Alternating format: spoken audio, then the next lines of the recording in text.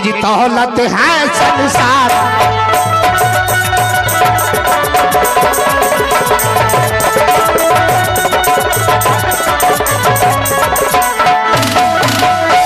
ये जी कौन कहता कि नाच है बुरा, ये जी नाचत जगी संसारे।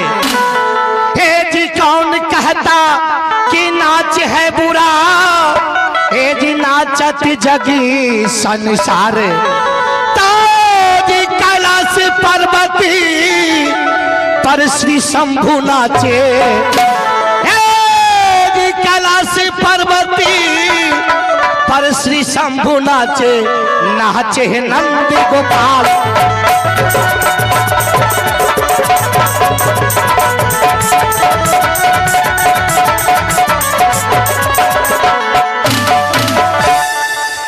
अहो प्रथम सुमरिय जोरी गौरी गणेश को,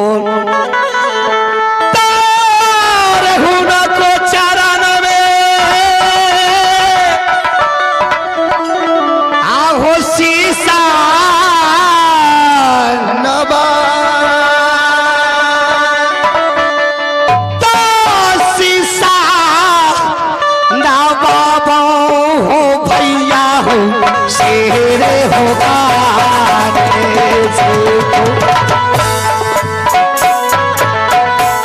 शीशा बाबा भैया शेरे गाने से को उनको चरण में शीशा नाबा, शीशा ना बाबा भैया भैया तो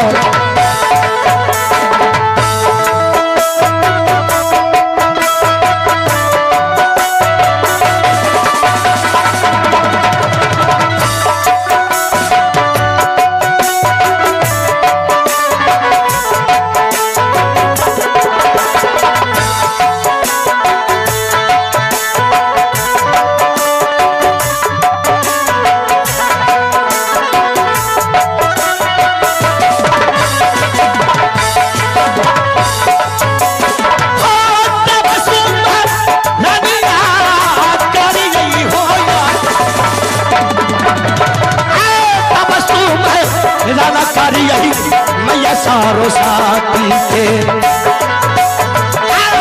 पहुंचा शीशा नाभा, शीशा ना बाबा भैया मैया चरना।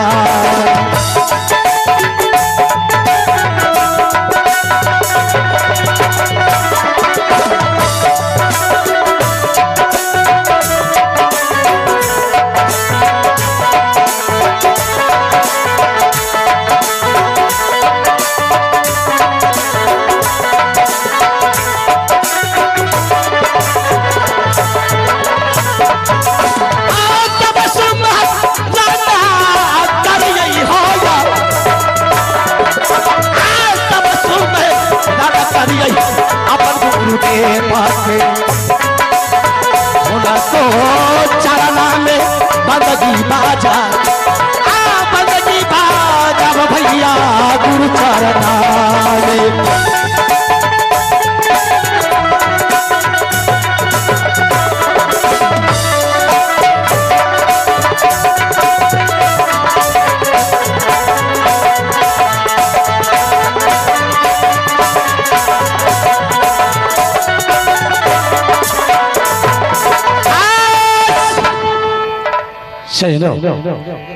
मेरा घर का है, मेरा क्या बच्चे है, मैं ले चलता हूँ जहाँ मेरा ठिकाना है।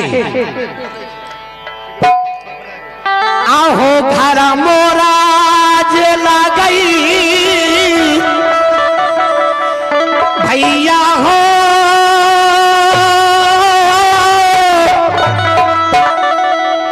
दल का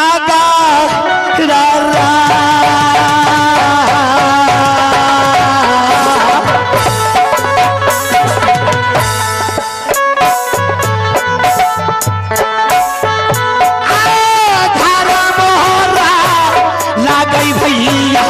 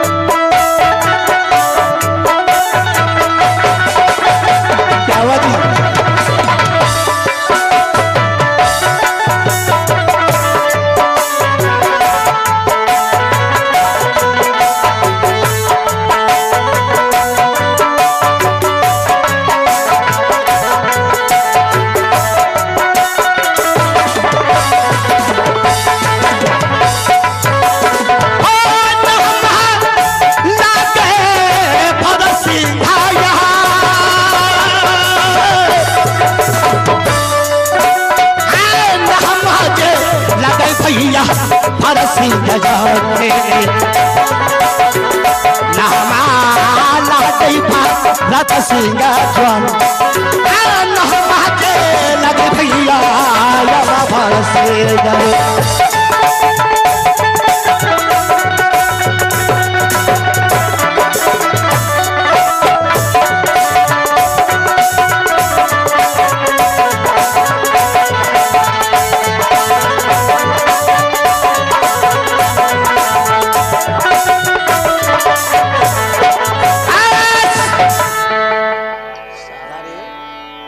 शहीदों तो मेरा घर हुआ कीरा दल का, मैं नाम हुआ भरत सिंह।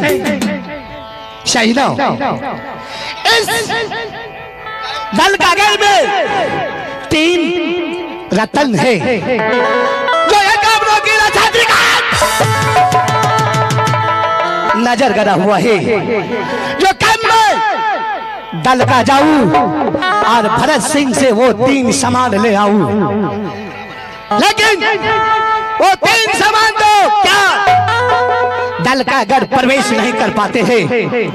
अजाए आते हैं एक आप लोग किला को छात्री जो भी दल का गढ़ जाते हैं वो घूरकर नहीं जाते हैं।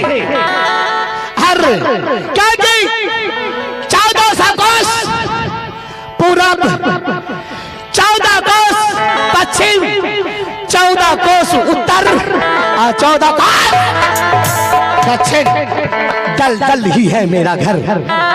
उस बीच में ये नगरी मेरा है और उसको आगे है अग्नि।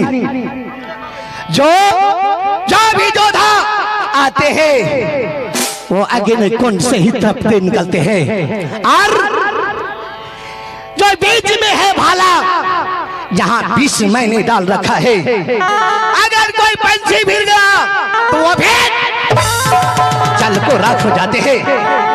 अगर जो छतरी उसमें भिड़ गया तो वो भी वहीं पर विष खाकर मर जाते हैं।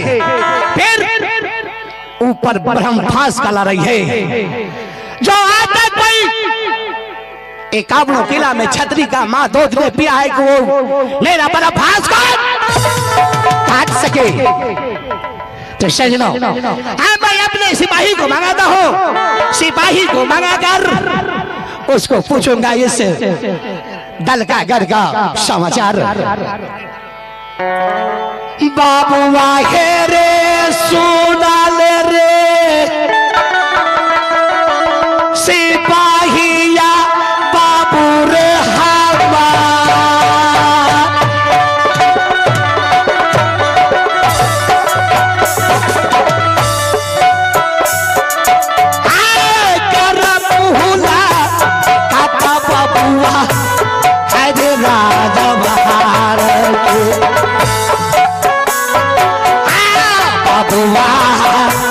सोना ले तो से पाया करा भूला दादा बाबुआ है रे दादा दारा मारे।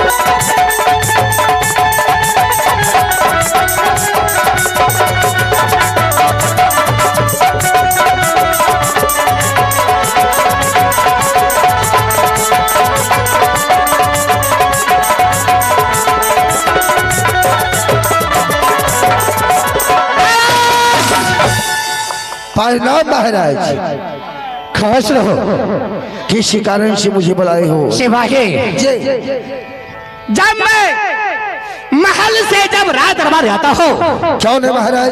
तो रात दरबार सोना सोना ही रहता है जी। क्या बात है हजूर, तुम सबको नौकरी करनी है या नौकरी से बर्खास्त होना है? नहीं हजूर, मैंने नौकरी करना। नौकरी करना है जी। तो ये बताओ, जो कोई छतरी भी इधर आया है दल का घर में, जी कोई छतरी भी आया है इधर? जी नहीं। नहीं जी नहीं। तो सुनो इधर, ये बताओ किस दल का घर में ना समझ आएगा कैसा हाल है? फर्स्ट क्लास हजूर। मेरे महारानी कैसी है? Second class. और तुम बताओ तुम्हारा क्या है? एक ही बार जिंदाबाद। मजा दे हमारे फिल्म में देना मेरी और तो फिल्म में हजूर कैसा है? क्या कहेंगे? खबर आपको फर्स्ट सेकंड थर्ड के में सबको जिंदे बात कर। शाबाश बहादुर। देखो अगर ज्यादा हाथ को ऊंचा किया तो माँ दुर्गा की कसम मैं तुझे सर काट के दूंगा। तो ठीक है बहादुर, तुम खड़े खड़े ढूंढी करो, मैं चलता हूँ। वो तीन सामान जो है चंदन चरखा, मरवन बाजा और कटक हिलोला, और तीनों सामान को मैं दे पूजा करने के लिए मैं जा रहा हूँ। क्यों नहीं महाराज? देवी है राजमहल का, देवी के सुना है राजा भैया, देवी सुना दे गया राजा चला गया।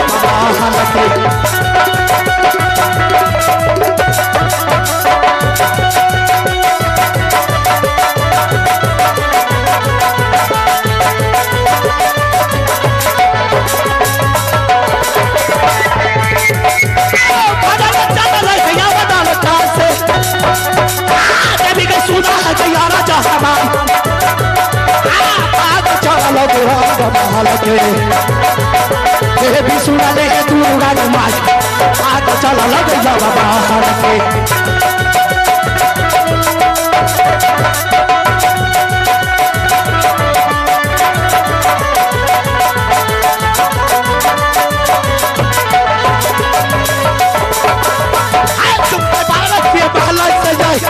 जुमगल भारत भैया महल के